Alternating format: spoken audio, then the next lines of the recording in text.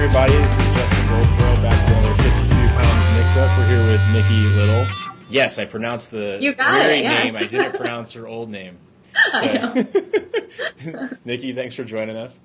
Absolutely. Thanks for having me. Absolutely. So everybody knows pretty much by now, but there's going to be 4 questions we'll ask. 2 are more kind of like business related, communications related. Then 1 is kind of more fun related. And then the 4th one is always about a cause that you're passionate about. Right. So sound good? Yes. Okay. So question 1.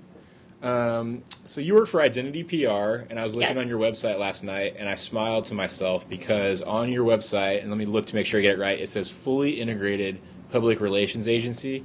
Yes. So I work at Fleischman Hillard, and we always talk about being integrated and why integrated approach is so key. So talk to me about how you guys kind of live that philosophy at Identity, how you work it with clients.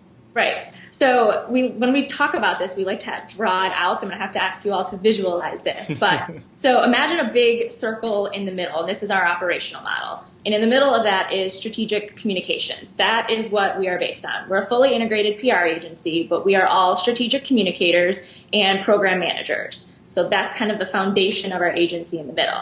And then branching off from that middle bubble are 4 separate bubbles, and those are our specialty areas. So we have media and marketing, which is kind of more of the traditional media relations, marketing, community relations team. And then we have my team, which is social media. So we do anything and everything that falls on the digital, online, social media spectrum. We have a full in-house creative department, so everything from graphic design, advertising, brochures, website design and development, email marketing, that's all done in-house. And then we also have a branding team. So we have our VP of creative is also a branding expert, and he's been doing nothing but branding for businesses for about 20 years now. So we have a pretty solid and lengthy process that we will take a company through from start to finish when they come to us and say, you know, we need help. We have no idea who we're going after. We're either a new business or we've been in business for 60 years. We need to kind of fix things. So that's kind of how it works. So we have specialty areas. We're not generalists. So people may come in through one door and end up realizing, okay, you know, we have all these wealth of services that you can offer in-house. They may touch on everything, or they may just do one side of the spectrum. But pretty much everything except for very high-end video production, we do it all at Identity. Gotcha. So some clients use all of the kind of different buckets, and they kind of use it as one whole plan, and then others might just need one of the bubbles, as you said, not all of them, huh? Yep, exactly. We learned that we didn't want to have to force clients to do everything that it is that we offer, because they might not need email marketing, or they may not be ready for social media, or you know, they may not need everything that we offer. So we fit a program based around the client's needs, but you know, our main thing is that we are based on a team of specialists. So if you come to us for social media, you're going to get social media, and you're going to get specialists in that area. You come to us for media marketing, you've got specialists in that area. You don't have a team of generalists that say that they do everything. Gotcha. Oh, I like that. And so one of the things, since you're saying you do social media, I was checking that out last night too, because I was looking at your Twitter account, and you mentioned a Facebook page too. So if you want to talk about that, that'd be fine too. But I always think it's interesting to hear how companies and brands manage, you know, their own social channels, and especially how agencies do it. Because a lot of times we do it so well for our clients, right? And then we don't always like pick it up on our own end. And I know we're guilty of that sometimes. So how have you guys approached managing your own agency presences, and how has that helped your business? Yep.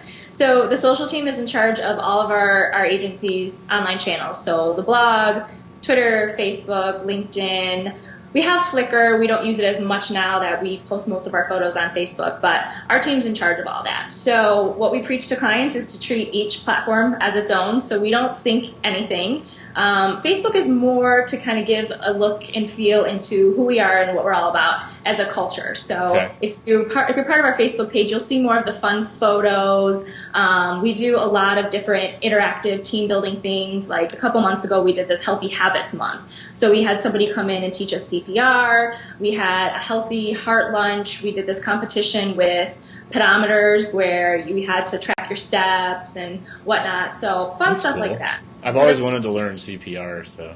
Yeah, no, seriously, I have. It was awesome. It was really great. So you'll get more of an inside look into our culture through our Facebook page. We don't talk a lot about clients or, we tried posting our blog posts and we realized, it's not really a fit for Facebook. We do fun videos on Fridays every so often, so we'll share those on there. But that's more of just getting to know who we are as a team and, the fun things that we do here.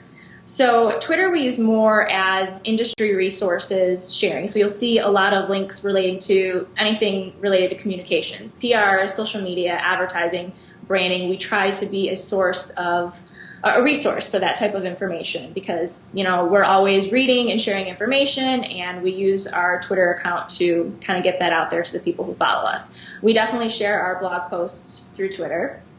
LinkedIn we have the company page. We have some of our services set up there. Now that they have status updates, we've been sharing some of our blog posts through there. But, bottom line is that, like I said, we treat every page as its own platform, and then it's kind of our team's lead to manage that.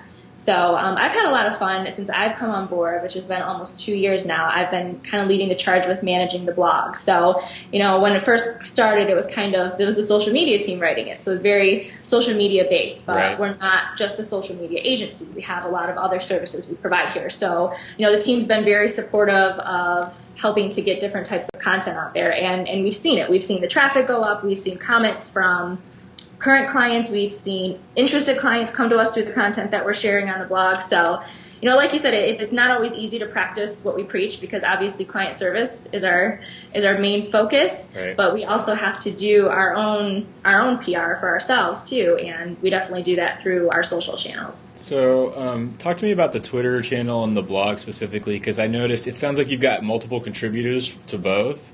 So how do you guys manage that? Is somebody kind of assigned Twitter for a week, or is there a team that can jump on any time and do it? Same thing with the blog post. How does that work? Yep. So I'm pretty much the manager of the blog. So I kind of help to get different ideas throughout the different specialist teams that we have here. If anybody has an idea, they're welcome to come to me for brainstorming. I help them development, and then people we use WordPress. So people who are familiar with WordPress, they'll go in, they'll post it themselves. If not, or if they're too busy, I'll manage that for them. So we try to have a mix-up of the different topics that we talk about on any given month. And then Twitter, it's mostly myself, Tom Nixon, who's one of our partners, and Brandon Chestnut, who's the director of our social team. So it's usually the three of us sharing things. And like I said, sometimes there will be something client related that makes sense for us to share. Someone else from the team will say, hey, do you guys mind sharing this through our Twitter feed? But it's mainly our team that's managing and leading up the efforts on our social channels. Gotcha. And with the blog, I just find it interesting. Like we've tried it before, and we've had some high and low periods as far as like content coming in. Because to your point, sometimes people say they're too busy, they've got too much client work, and then other times they'll be free and willing, to post or to create posts and post content. So do you assign people different weeks or something, or do you just does it work the same way, or it depends on how much time they have available? We haven't really been strict on assigning things. People have I've been lucky. I've been getting suggestions from people. I don't really have to go out and, some weeks I do. I'm like, guys, we're light on the blog. We need some content here. But we're actually kind of looking forward to 2012 and what we want our strategy to be moving forward. So kind of reassessing that. We have talking about doing PR for ourselves. We have an identity as a client team that I'm part of, that we're in charge of making sure that, we're getting out there as much as we're helping to get our clients out there. People know who we are, that our efforts are providing results. So that's something, the blog is definitely something our team is looking at moving forward. And like I said, making sure that we have enough contributors, but that also it's not, making people too busy on top of what they're already doing. So, but like I said, I've been really lucky and appreciative that our entire team has been supportive and interested in contributing content. All right, very cool. Thanks for all of that information. It's always interesting to me to see how agencies have managed that piece along with the client work they have to do. So. Yeah, absolutely. Okay, so I was looking at your blog and your Twitter account, and I saw like 17 bazillion different organizations you're involved in. So there's PRSA, Social Media Club Detroit, Tweet T, which I think you started, Girls in Tech Detroit. You write for Metro Mix Detroit.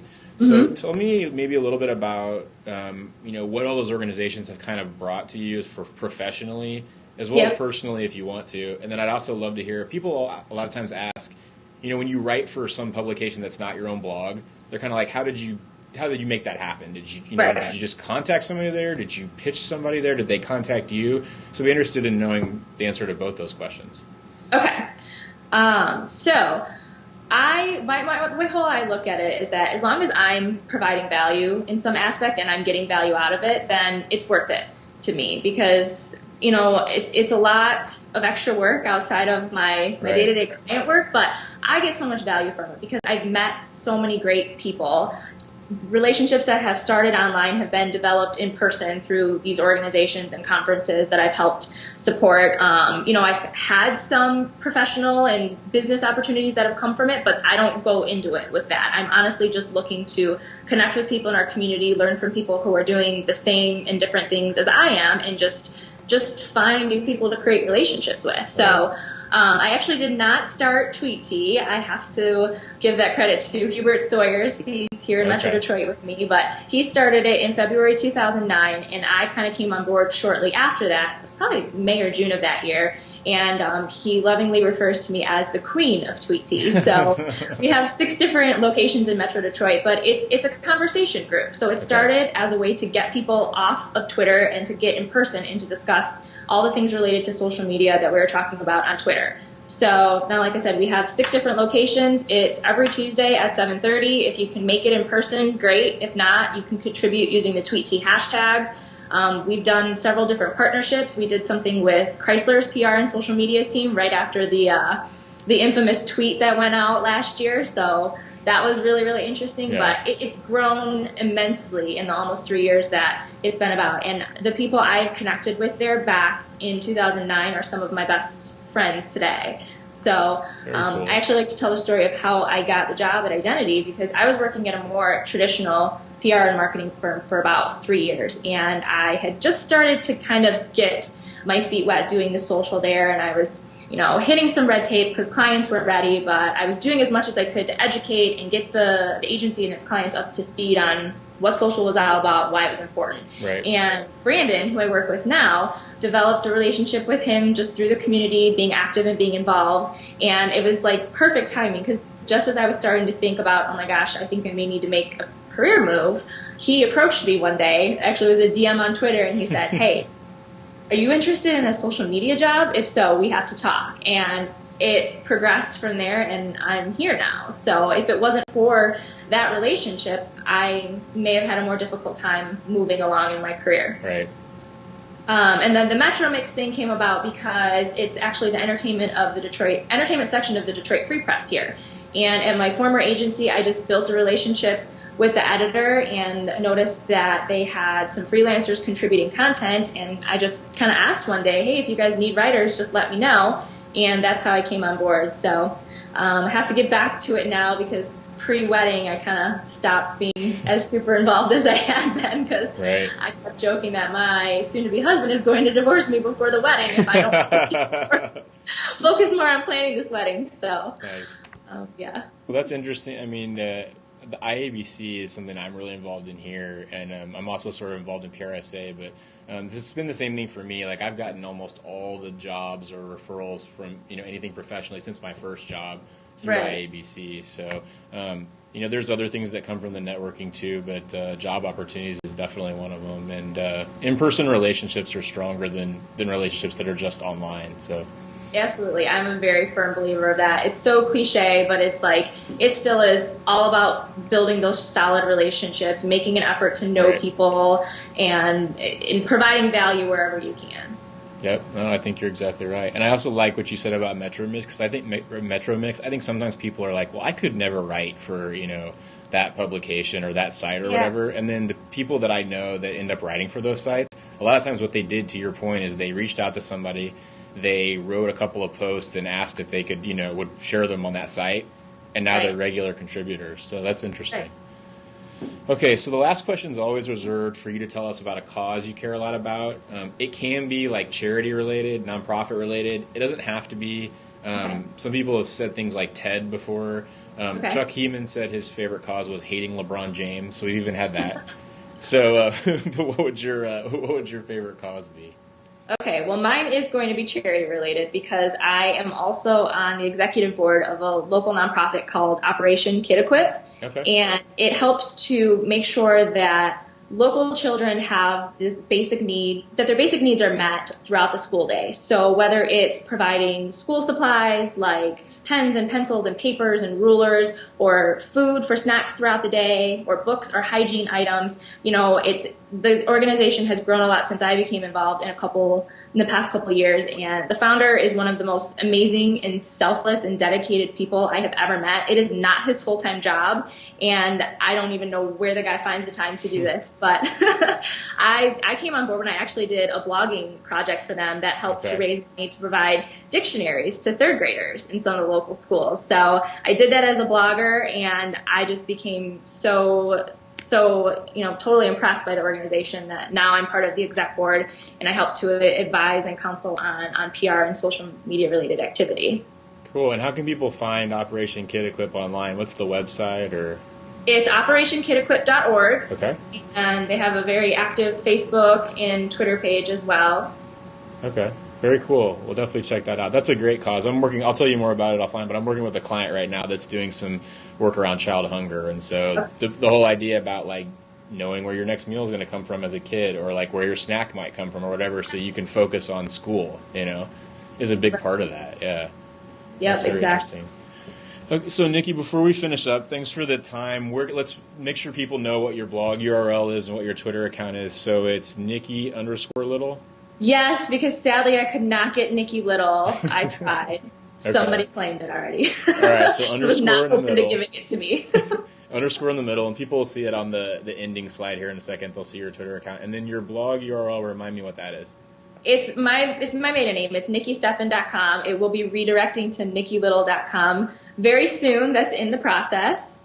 And yeah, those are the main ones. I'm on LinkedIn. It's under my full name, Nicolina Little. Okay, cool. Nicolina, I like that. And then Identity PR is just identitypr.com, right? IdentityPR.com and IdentityPR.com/blog for our blog ID tags. Cool. So everyone watching, please connect with Nikki on Twitter. She's obviously got a lot of value to add. She's written some really cool posts lately about the job search and some good tips if you're applying for jobs. I won't give them away, but definitely check out some of those tips in her latest posts. So thanks for the time, Nikki. Appreciate it. Thank you, Justin.